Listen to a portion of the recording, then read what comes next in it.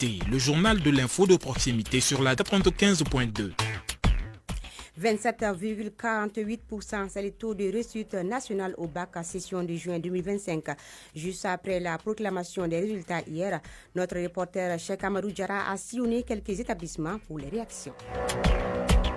Dans ces 12 heures en santé, nous allons parler de l'obésité. En 2024, le taux d'obésité était de 13% de la population mondiale, selon les statistiques de l'Organisation mondiale de la santé, OMS. Pour faire face à cette augmentation, la rédaction de la chaîne 2 s'est intéressée aux causes et conséquences de ce phénomène.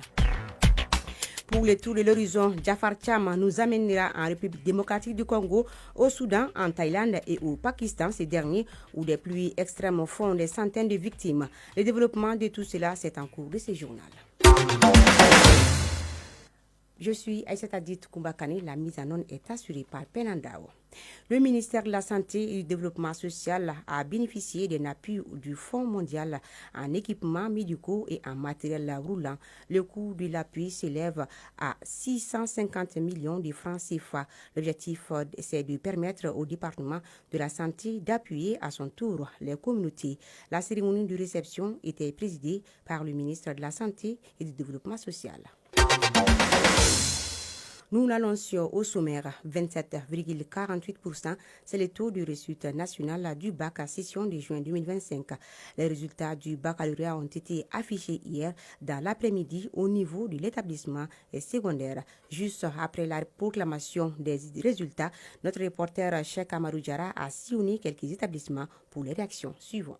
J'ai eu le bac et je me félicite. Ce que je peux dire à mes camarades, ceux qui ont eu félicitations à tous et ceux qui n'ont pas eu du courage à vous, c'est pas la fin du monde. En plus, l'échec fait partie de la vie. Déborah Tangara, la TSS. J'entendais ce moment depuis longtemps, je l'ai réussi et je ne fais que remercier Dieu et toute ma famille. La termination. Je remercie Dieu de m'avoir montré ce jour-là, de ma famille, de mes parents qui m'ont soutenu pendant tout ce temps. C'est la terminale sciences expérimentales que j'ai fait cette année. Oui, c'est ma première fois au bac, passable. Si Dieu pouvait, j'allais passer, mais c'est la vie.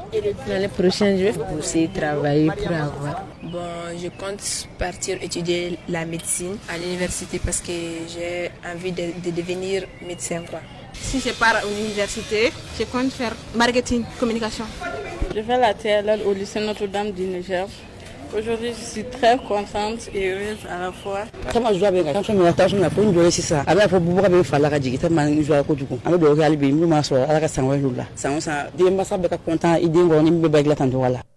Et oui, félicitations aux admis et bon courage aux autres. Une conférence de bar sur l'impact et l'environnement sur la santé et l'intelligence artificielle, défis et perspectives. L'initiative est de l'Association malienne des fonctionnaires internationaux des Nations Unies. L'événement s'est tenu dans les locaux de l'OMS à Ntobukorobuku. L'objectif de cette rencontre était d'échanger autour de ces thématiques majeures, de mieux comprendre les enjeux actuels et d'identifier les pistes de solutions face aux défis soulevés. La conférence a été animée par deux éminents conférenciers, nous dit Hawa Sidibe. Se rassembler autour de thèmes qui interpellent et tenter d'y apporter des solutions. Voici l'objectif de la conférence débat organisée par l'Association malienne des fonctionnaires internationaux des Nations Unies. Membres de l'association et invités ont échangé sur des sujets d'actualité tels l'impact de l'environnement sur la santé et l'intelligence artificielle, défis et perspectives. Ces thématiques ont été longuement analysées et approfondies par les conférenciers qui se sont félicités de l'engouement et de l'intérêt suscité par ces échanges. Dr Salif Samake, conférencier. On a besoin de tous les acteurs, toutes les parties prenantes pour que vraiment on puisse faire face à cette question qui est vitale. La survie même de l'humanité en dépend. Yaya Koulibaly, conférencier. Il fallait les présenter d'abord l'intelligence artificielle de façon simple et assez digeste. Ensuite, passer en revue tout ce qui concerne certains termes qui sont utilisés aujourd'hui couramment et parler des différents défis. Certains ont dit clairement qu'ils ont compris maintenant les enjeux, qu'ils ont compris de quoi il s'agit. Les organisateurs, tous à la retraite, se sont dit particulièrement satisfaits de ces échanges qui représentent également pour eux, tout comme pour les participants, une occasion de se tenir informés de l'évolution du monde. Keita Aïdambo, présidente de l'Association malienne des fonctionnaires internationaux des Nations Unies. Pour nous, c'est une opportunité de pouvoir discuter de thèmes qui concernent non seulement notre nation, mais également le monde. Et nous pensons apporter notre contribution en tant qu'anciens. Donc ces deux thèmes étaient très importants et vous avez vu le contenu. Nous vivons tous les jours les problèmes et les défis environnementaux et le lien avec la santé, c'est important de le mettre en exergue. Concernant l'intelligence artificielle, beaucoup d'entre nous qui sommes des anciens ne maîtrisent pas cet outil. Abdoulaye Sissé, participants. Je pense que les deux thèmes qui ont été débattus sont deux thèmes d'actualité. Le premier, la corrélation qui existe entre l'environnement et la santé. Le deuxième, par rapport à l'intelligence artificielle, nous devrons aujourd'hui plutôt chercher à nous adapter que vraiment de fuir cette intelligence artificielle qui est de plus en plus incontournable. L'Association malienne des fonctionnaires internationaux des Nations Unies prévoit d'organiser d'autres conférences débats autour de nouvelles thématiques liées aux enjeux de notre société.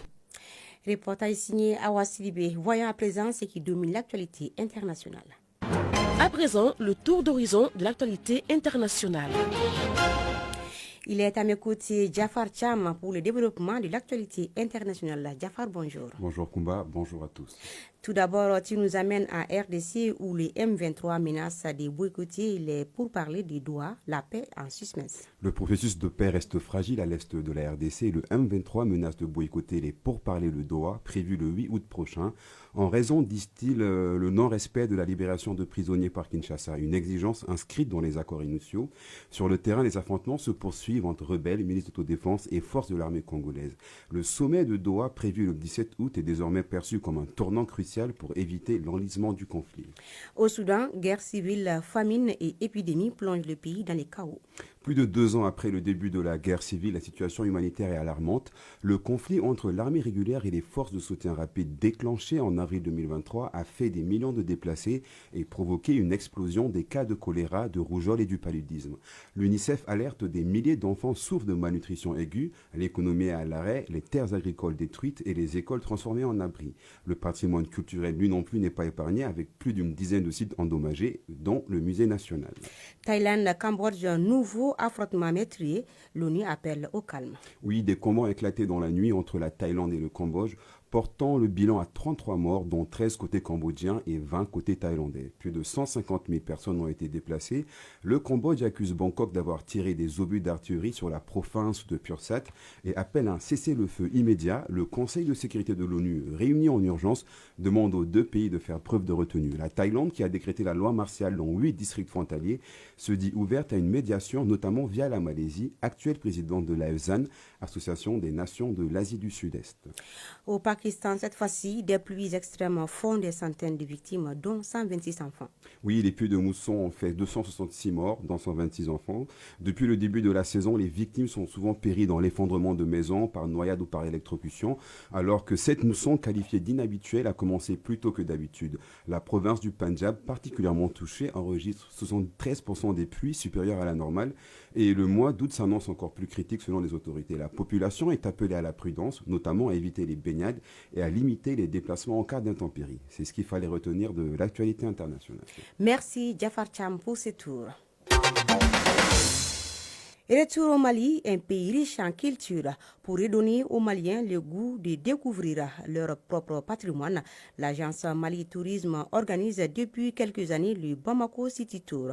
Des bus et des guides sont mis à la disposition des habitants pour leur faire visiter les sites touristiques et les lieux emblématiques de la capitale et à l'intérieur du pays. Une initiative qui vise à promouvoir le tourisme local et à renforcer les liens des Maliens avec leur histoire et leur culture. Je vous propose de l'écouter. Sidi Keita, directeur de l'agence de promotion touristique du Mali, il est au micro de Sama Sanogo. Aujourd'hui, c'est un moyen d'inviter les jeunes à avoir une culture du tourisme, une culture tout simplement. Et parce que le gouvernement a mis la main à la poche. Parce que pour visiter un site, dans cette configuration, il faut que chacun paye à peu près 10 000 à 15 000 francs CFA. Le gouvernement a décidé de subventionner pour davantage favoriser l'accès au patrimoine, pour que ces enfants qui n'ont pas de revenus ou les parents de ces personnes qui n'ont pas de revenus et même d'autres personnes qui sont des adultes mais qui n'ont pas suffisamment de revenus puissent participer, et avec une contribution forfaitaire fixée à 2000 francs CFA. Donc c'est déjà une façon d'amener ces jeunes à découvrir leur pays. Et l'autre aspect, comment on parvient à impliquer, parce qu'aujourd'hui, nous pensons que quand on apprend un peu quelque chose de son pays, quelque chose de son patrimoine, on deviendra le garant au fait. Voilà, Sidi Keita, directeur de l'agence de promotion touristique du Mali. Vous pourriez suivre l'intégralité de cet entretien à 12h30 sur la chaîne 2 dans l'émission Entretien de la 2 avec Sama Sanogo. On en vient à un autre titre de ce journal. En 2024, le taux d'obésité était de 13% de la population mondiale, selon les statistiques de l'Organisation mondiale de la santé, OMS. L'obésité est une maladie chronique très fréquente qui touche des millions de personnes à travers le monde. Face à une augmentation constante de ce taux, la rédaction de la chaîne 2 s'est intéressée aux causes et conséquences de ces phénomènes. Le dossier est signé Kounadi Bamani. Déclarée comme une priorité en santé publique par l'OMS, l'Organisation mondiale de la santé, l'obésité se caractérise par une accumulation excessive de graisse dans le corps, présentant des risques pour la santé.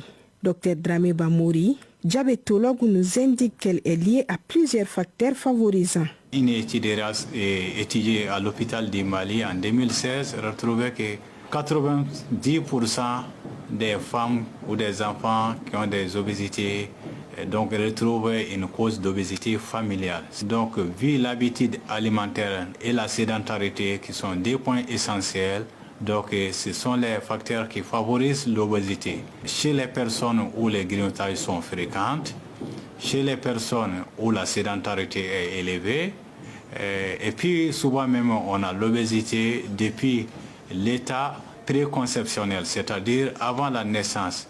Aussi le côté cognitif.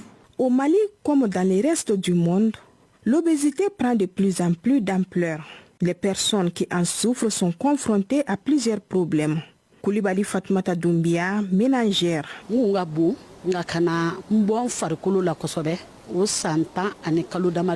Quand j'ai pris conscience que mon poids dépassait la normale, alors je me suis rendue à l'hôpital pour trouver une solution. Une fois là-bas, on m'a dit que je souffre de l'obésité, du diabète et de l'hypertension. Je conseille aux citoyens de faire attention à leur poids et de fréquenter les centres de santé afin de prévenir cette maladie.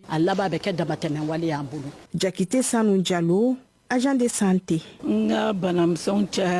J'étais tout le temps souffrante. J'avais mal au dos et aux pieds et je n'arrivais pas à marcher à cause de mon poids. Une fois au dispensaire, le médecin m'a conseillé des séances de rééducation, donné des analyses et un régime alimentaire à suivre. L'obésité est un fardeau. J'invite les populations à la prévenir. En plus des victimes de l'obésité, les techniciens de santé vont un peu plus loin. L'obésité, c'est le dénominateur commun de toutes les pathologies non transmissibles, à savoir le diabète, l'hypertension artérielle, les cancers. Une étude réalisée par l'OMS en 2024, il y avait 2,5 millions de personnes causées par décès par ces maladies non transmissibles. Parmi eux, la moitié étaient obèses. Il est possible de traiter l'obésité et la prise en charge est multifactorielle. Les traitements, il y a les volets préventifs, les volets curatifs et la thérapie cognitive. La prévention, c'est les mesures hygiéno-diététiques. On va conseiller aussi l'activité physique, la marche pour éviter la sédentarité. Et l'alimentation aussi, quand on dit régime alimentaire, souvent les gens obèses, ils vont laisser de prendre le dîner. Ça, ce n'est pas un régime. Le régime alimentaire, c'est-à-dire on garde les repas qu'on a l'habitude, généralement 3 repas journaliers, mais les proportions, c'est-à-dire la quantité qu'on va modifier. Maintenant, sur les plans thérapeutiques, donc il y a plusieurs médicaments, notamment la GLP-1 qu'on utilise souvent dans les traitements de diabète. Donc il y a la chirurgie bariatrique. Chez nous, on ne le fait pas. On va faire une ablation d'une partie de l'estomac pour que la quantité d'aliments ingérés vont diminuer. Mais il n'y a aucun traitement qui peut traiter l'obésité de façon parfaite. D'après nos interlocuteurs, L'obésité est un véritable fardeau. La meilleure façon de la prévenir est de respecter les conseils des spécialistes. Santé rime avec sport. Les nouvelles du sport, c'est juste après ceci.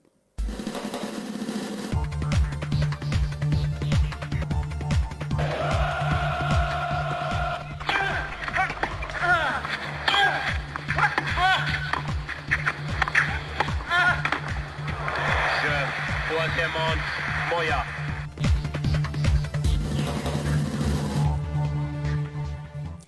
Le championnat national de handball se poursuit dans la salle Abdallah Maman Aïdara du stade du 26 mars. En football, tournoi de montée en Ligue 1 professionnelle du Mali, il n'y a pas eu de vainqueur dans les deux rencontres du groupe B au compte de la deuxième journée. Sur les continents, la finale de la CAN féminine Maroc 2024 se joue ce samedi 27 juillet 2025. Elle mettra aux prises le pays hôte, le Maroc et le Nigeria qui détient le record de titres. Et puis l'Afro-Basket féminin 2025 démarre ce samedi à Abidjan en Côte d'Ivoire. Le Mali joue à partir de 21h GMT contre le Soudan du Sud. Bonne chance à nos championnes. Clin d'œil à la